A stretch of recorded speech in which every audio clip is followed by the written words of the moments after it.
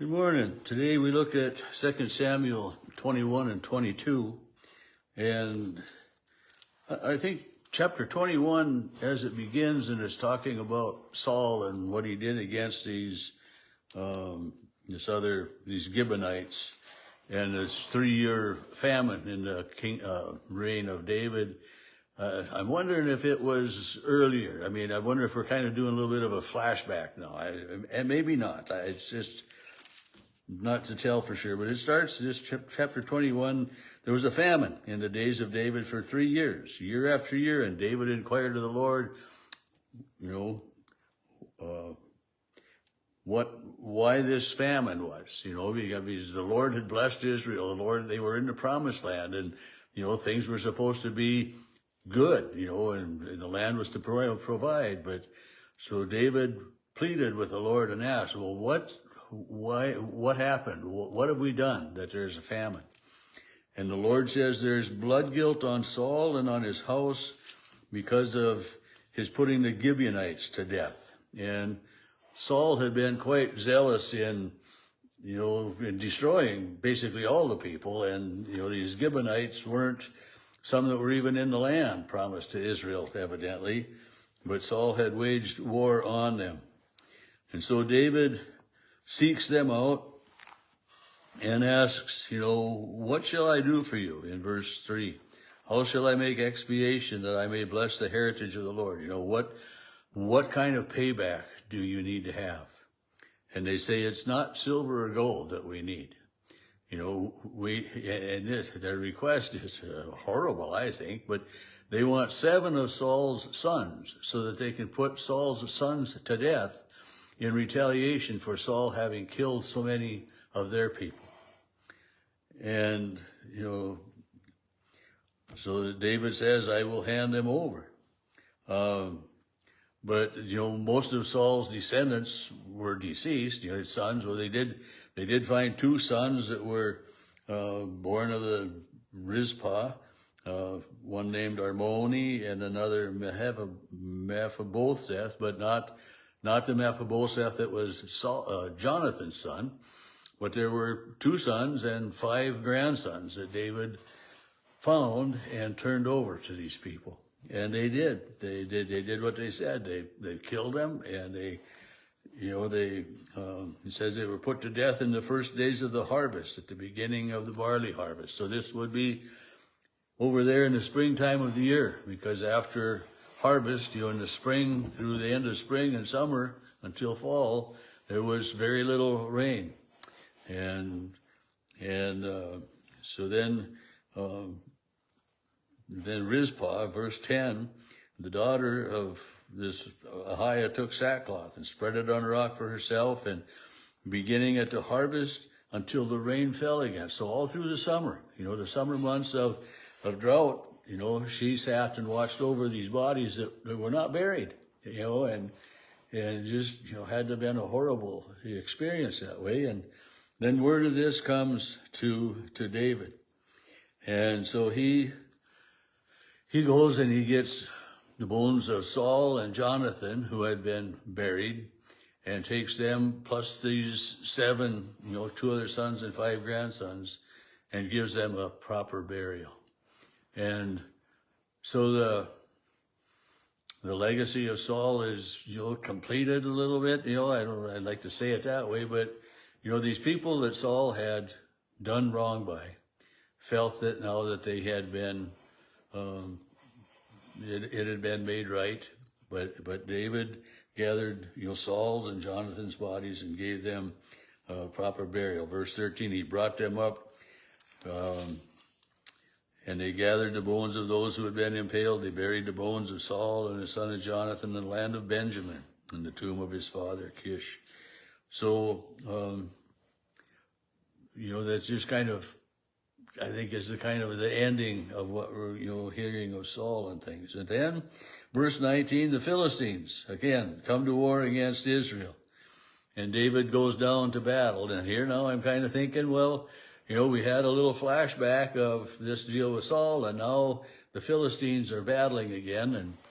And I'm thinking this has got to be maybe a little bit later in David's reign, because it says David begins to get tired and weary. And in verse 15, the middle of it, they fought against the Philistines, and David grew weary. And one of the descendants of the giants was going to kill David, but Abishai came to David's aid and killed the Philistine. And then David was told, by the men, "You shall not go with us to battle anymore, so we will not quench the lamp of Israel." So they looked at David, the king, he was the light, he was their leader. And the men of the army, didn't want to have the risk of having David in the battlefield and having him die in the battlefield. And then there were more battles with the Philistines, and again we're hearing of descendants of the giants. This man had 6 fingers on each hand and 6 toes, and he was descended from the giants, and so there's, at least 4 of these descendants of the giants that had been with the Philistines, Goliath, whom David had killed, and these others. And so there's,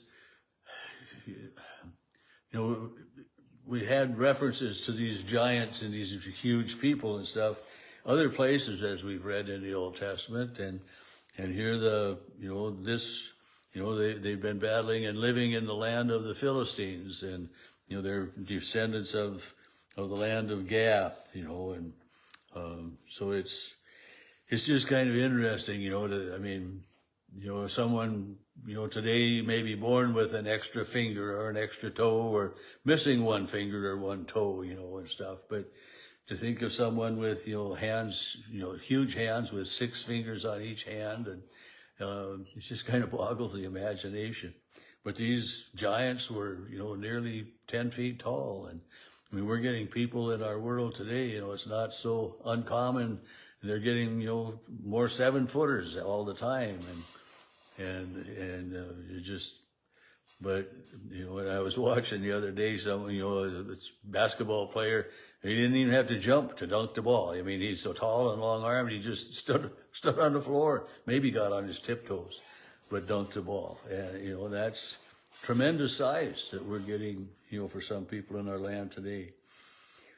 Chapter 22 is a song of David, a song to the Lord. And it says, that David sang this song to the Lord when he delivered him from all of his enemies and from the hand of Saul.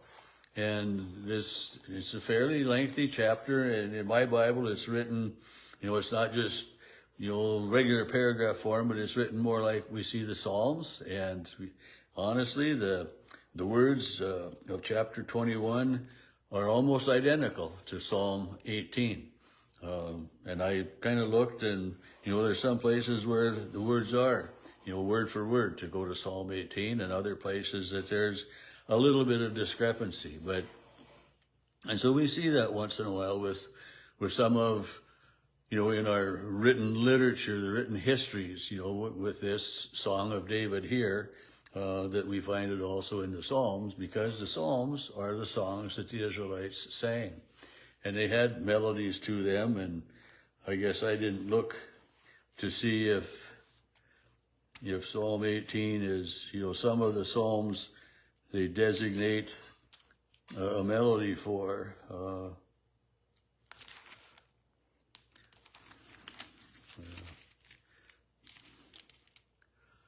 This, the Psalm 18 in my Bible says, to the leader. It's a Psalm of David who addressed the words of this song on the day that the Lord delivered him from the hand of all of his enemies and the hand of Saul.